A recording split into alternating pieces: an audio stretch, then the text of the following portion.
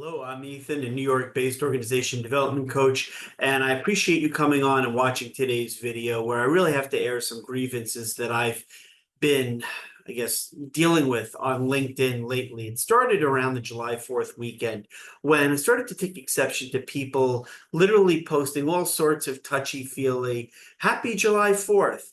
And what's really kind of gotten under my skin is that how tone deaf, how emotionally unintelligent is it to say happy July 4th as if we're not dealing with, as Americans, very real practicality that in 4 months' time, our country's democracy may be over. It is not hyperbole.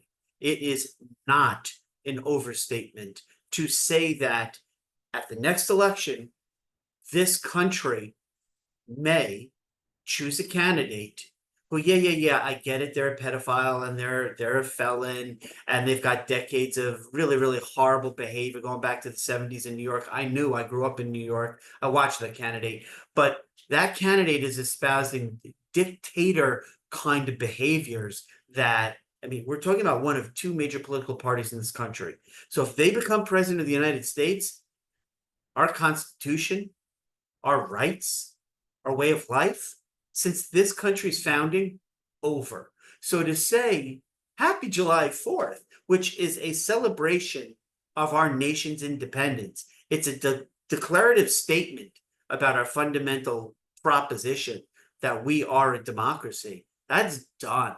So I started to make a few comments on LinkedIn, and invariably there was a backlash. And the backlash was, you should not talk politics on LinkedIn.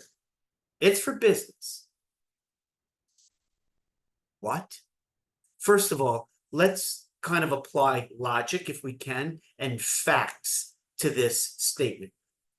That is fundamentally wrong.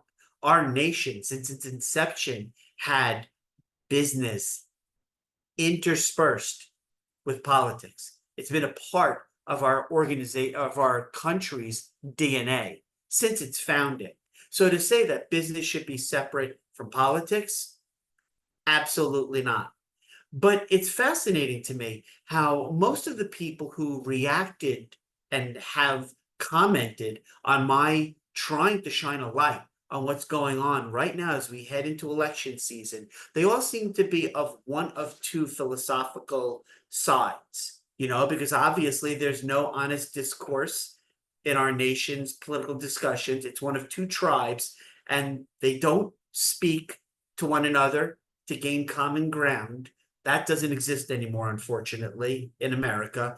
It's both parties in their silos talking about ways in which they can validate their own existence and the superiority of their chosen tribe. But if we get back to the good old days of talking to one another, let's think about this. When I say that there's a lot of people pushing back against my assertion that we should use a platform like LinkedIn, which is a business platform, to talk to the political ramifications of politics on a national level, let's really think about this and let's really talk about it. You've got Elon Musk announcing he's going to contribute $45 million a month for the duration of now until the election to a super PAC that's backing Donald J. Trump. We talk about the CEO of Goya, a company I've actually done a critique of on my playlist on my YouTube channel. He's going to be doing one of the kickoff talks at the Republican convention. Let's talk about the Koch brothers throwing hundreds of millions of dollars into political action groups on the Republican Party side. Let's talk about a Mellon Bank heir giving $75 million to a Republican PAC, $25 million to RFK, just to ensure that Joseph Biden doesn't go into a second term. Let's just keep talking about this. Chubb Insurance backing Donald J. Trump's bond in his $86 million defamation lawsuit against E. Jean Carroll. Let's just keep talking about this, okay? This recent shooting at President Trump. Trump didn't get hit with a bullet. There were 3 bullets fired. One of them hit the glass in the podium, cut his ear, but the people behind him who got injured, it wasn't an assassination attempt. And then the Secret Service allowing what happened in those next 8 to 9 seconds to stage it to appear that way, dereliction of duty. First of all, they failed in their protection of Trump. But so let's be really clear about saying you can't talk politics on a business platform.